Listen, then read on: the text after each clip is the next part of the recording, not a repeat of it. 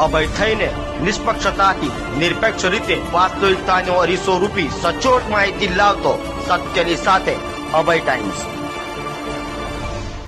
Surat railway પોલીસની ટીમે railway station અને ટ્રેનોમાંથી ચોરાયેલ અને ગુમ થયેલ 56 લાખથી વધુની કિંમતનું સોનું અને મોબાઈલ શોધી કાઢી મૂળ માલિકોને પરત કરાતા સુરત રેલવે પોલીસનો આભાર વ્યક્ત કરાયો હતો।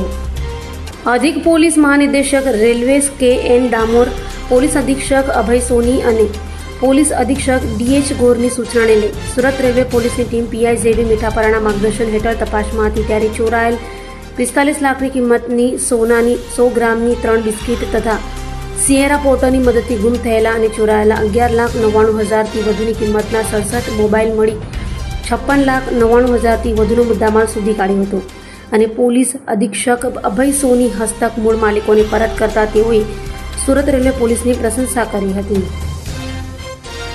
આજે સુરત રેલવે પોલીસ ડિવિઝન ખાતે તેરાતુસ પરપોટનો કાર્યક્રમ રાખવામાં આવેલો છે। એમાં ગત માસ ચોરાયેલો 45 લાખ જેટલું મુદ્દામાલનો સોનું અને 67 જેટલા ફોન જેની કિંમત આશરે 12 લાખ થાય છે। ટોટલ 57 લાખ જેટલું મુદ્દામાલને આજે પરત કરી રહ્યા છે।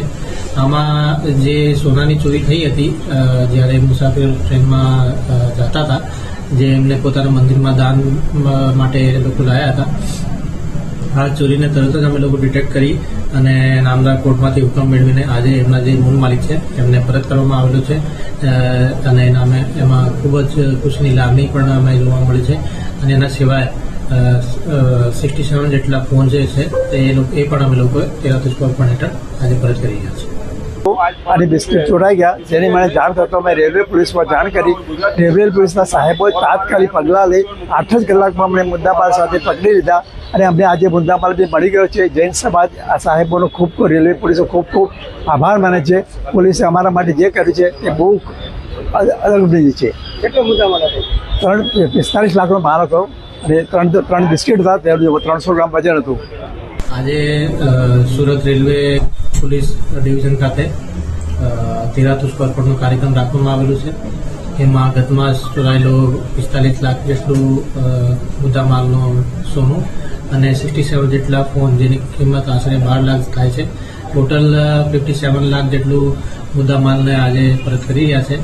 આમાં જે સોનાની ચોરી થઈ હતી જ્યારે મુસાફિર ટ્રેનમાં જતા હતા, જે એમને પોતાના મંદિરમાં દાન માટે લોકો લાયા હતા, આ ચોરીને તરત જ અમે લોકો ડિટેક્ટ કરી અને નામદાર કોર્ટમાંથી હુકમ મેળવીને આજે એમના જે મૂળ માલિક છે એમને પરત કરવામાં આવેલો છે અને એમાં ખૂબ જ ખુશીની લાગણી પણ અમે જોવા મળી છે। અને એના સિવાય 67 જેટલા ફોન જે છે એ પણ અમે લોકોએ તેરાતુસ પરપોટ હેઠળ આજે પરત કરી રહ્યા છીએ।